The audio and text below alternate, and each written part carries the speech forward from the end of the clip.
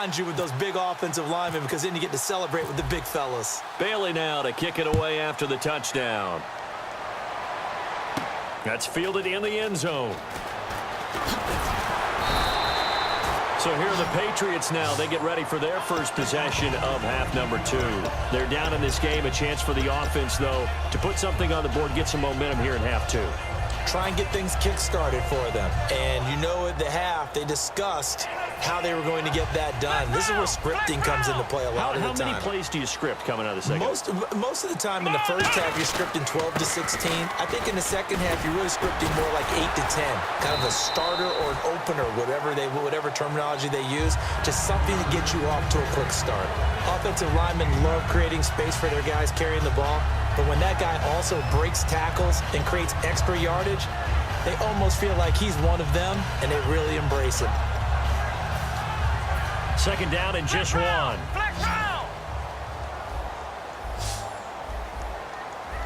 They come out here in the eye. Brissett. He's just going to dump this one off to his fullback out of the backfield. They'll give him a yard on the play, and that's going to make it third down and less than a yard.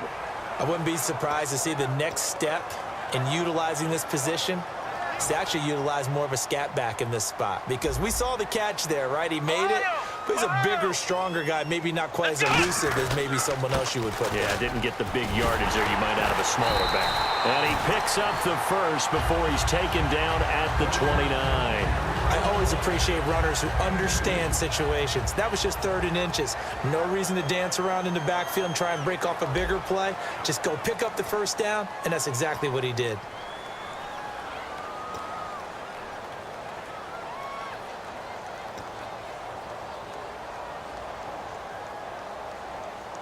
So the offense has it 1st and 10.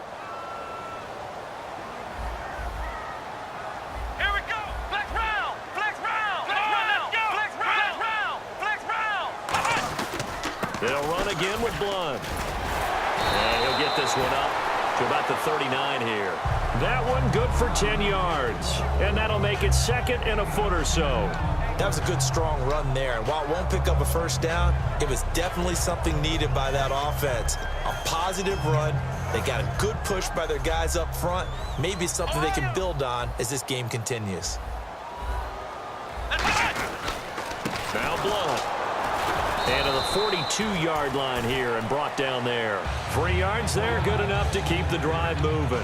2nd and inches is oftentimes an invitation for an offense coordinator to take a big shot downfield because he feels like he can come back on 3rd down and pick up the first down. But sometimes you just don't want to break tendency. Stay with what you are, stay with who you know, and go get the first down. That's exactly what they did. They come out here in the eye. Now a carry for Blunt. And he's going to take this one up only to about the 44-yard line. 2 yards on the pickup there. It'll be 2nd and 8. Tough day, tough sledding right there, and it's been that way the entire game. Not a whole lot of room to ramble for him.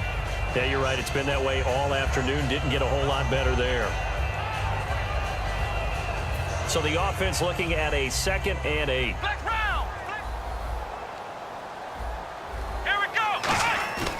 Back to throw here. And he will find his big tight end over the middle. 15 yards through the air and a first down. There are so many things to watch for when you play defense. And reading your keys, you always hear about that, and having your eyes in the right place. Sometimes your eyes can fool you. How about that play action there? That sprang the big guy, didn't it? Able to dump it over the top to him. Flex round! Flex round! Come on, let's go! What? Let's go! What? Flex round! Flex! They go play action here on first down. And he's going to drop this off to his fullback. It'll be a pickup of only a yard, and that'll make this a 2nd down. Now, that's often a surprise for the defensive guys when they see the big fella slide out of the backfield and catch the ball. Not something they usually go over in practice very often. Come on, let's go! What? Looking to throw. Over the middle, it's Amendola. And he'll get it inside the 40 to the 39. Give him 2 yards on that play, and that'll make it 3rd down. An 8-play drive to this point. So here's play number 9 on 3rd and 7. Let's go! Ohio! Ohio! Here's Brissett. Deep drop. And time finally runs out. He can't get rid of the football, and he's taken down. And a play like that, with how far he had to go to make that sack, shows how athletic defensive ends have become in the NFL. And not just athletic. This is coached in a big way. Run to the football at all times. How about him never giving up on it and pursuing all the way across the field? One score down. Here we go. They're going to go for it here on 4th down. Let's go! Ohio! Got to try it here. He's back to throw. Going for a right side here. Complete. Time for a break. We're back to see what happens after this.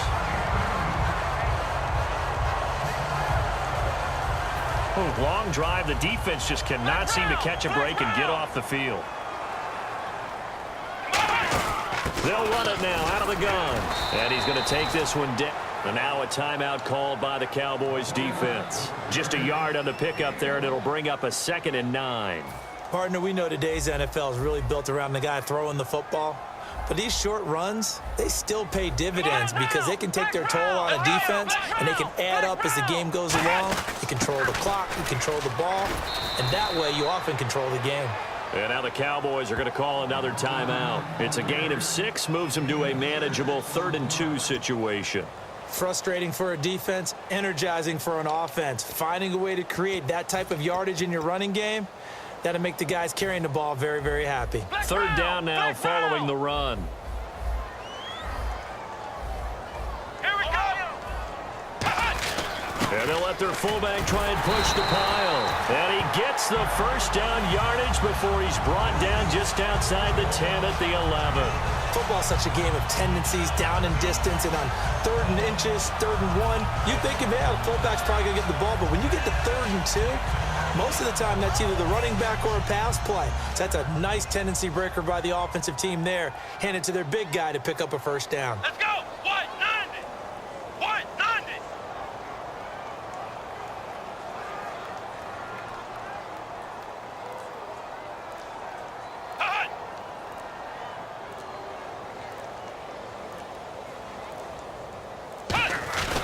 Here's Blunt. And nothing doing. He's immediately taken down at the line of scrimmage. Just a yard on the 1st down carry, so it's 2nd and 9. Well, so many times we look at a short run and we praise the offense for trying to... And play is stopped here. Timeout. It's the defense calling the timeout here. It'll be their 3rd and final timeout, so as they talk things over, we'll step aside.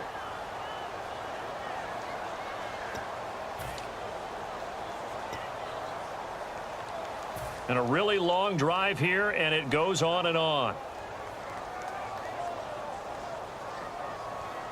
Let's go! 190! 190! They'll run it here with Blunt. And he's going to fight his way forward here for a modest gain. Call it a gain of 5 that time, and they'll be left with a 3rd and about 4. And there's a run to be happy with. Good, solid yardage. You'll take that anytime you hand the ball to a back. So now one of the biggest kicks of the night is forthcoming. This to take the lead here in the final minute.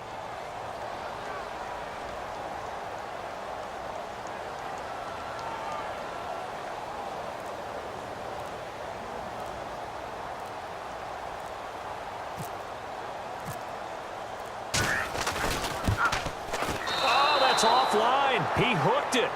It's no good. And this score will stay right where it is. Well, befitting a tight game like this, it all came down to the wire. But in the end, the field goal to win, it goes begging. Oh, man, that is a tough way to lose a football game. You put yourself in position, and you give yourself a chance. But it's just not meant to be.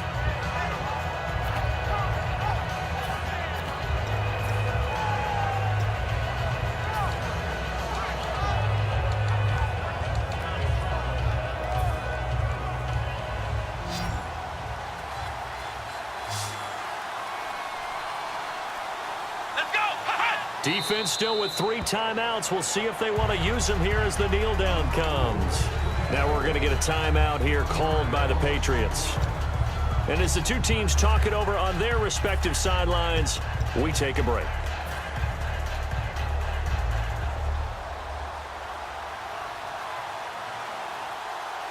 They come out here in the I.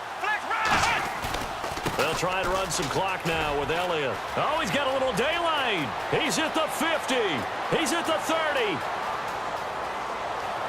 And he takes it in for the score on the game's final play, so it doesn't affect the outcome, but a little whipped cream on top to their ending. Or as our friends in Bayou Country would say, that's a little lagniappe, a little extra on top. Now Bailey to tack on the extra point.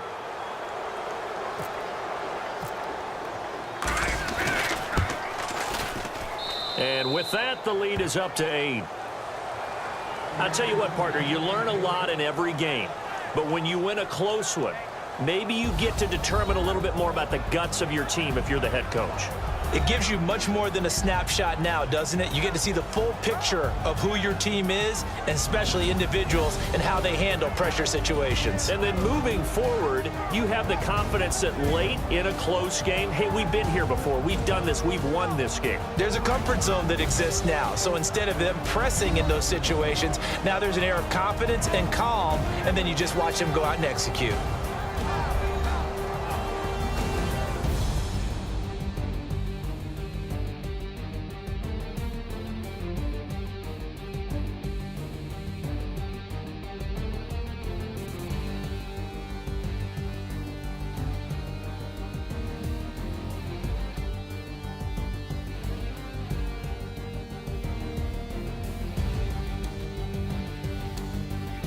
So that'll do it for us. For my partner, Charles Davis, and all the hard-working men and women on our crew, I'm Brandon Gaudin. You've been watching the NFL right here on EA Sports.